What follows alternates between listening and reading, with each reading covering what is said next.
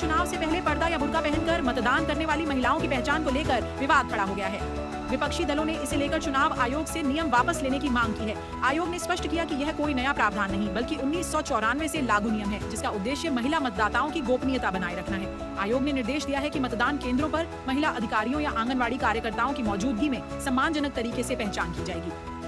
इस बार 90,712 आंगनवाड़ी सेविकाओं को चुनाव ड्यूटी पर तैनात किया जाएगा। सुप्रीम कोर्ट ने कहा है कि संवैधानिक अदालतों को सामान्य मामलों में सीबीआई जांच का आदेश नहीं देना चाहिए। यह कदम केवल विशेष और गंभीर परिस्थितियों में ही उठाया जाना चाहिए। जस्टिस जेके माहेश्वरी और जस्टिस विजय बिश्नोई की बेंच ने इलाहाबाद हाईकोर्ट द्वारा उत्तर प्रदेश विधान परिषद भर्ती घोटाले की सीबीआई जाँच के आदेश को रद्द करते हुए यह टिप्पणी की। कोर्ट ने कहा कि सीबीआई जाँच अंतिम विकल्प होना चाहिए जब निष्पक्षता पर गंभीर संदेह हो या व्यवस्था की विफलता दिखे। अदालत ने राजनीतिक या प्रशासनिक प्रभाव वाले मामलों में सावधानी की जरूरत बताई।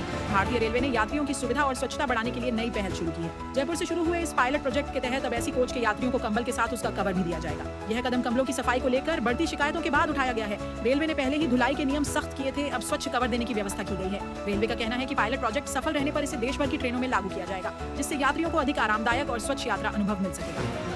सुप्रीम कोर्ट ने ट्रांसजेंडर महिला शिक्षक जैन कौशिक को मुआवजा देने का आदेश दिया है, जिन्हें उत्तर प्रदेश और गुजरात के 2 निजी स्कूलों ने लैंगिक पहचान के आधार पर नौकरी से निकाल दिया था। जस्टिस जेबी पारदीवाला और जस्टिस आर महादेवन की पीठ ने कहा कि यह फैसला ट्रांसजेंडर समुदाय के अधिकारों की सुरक्षा की दिशा में अहम कदम है।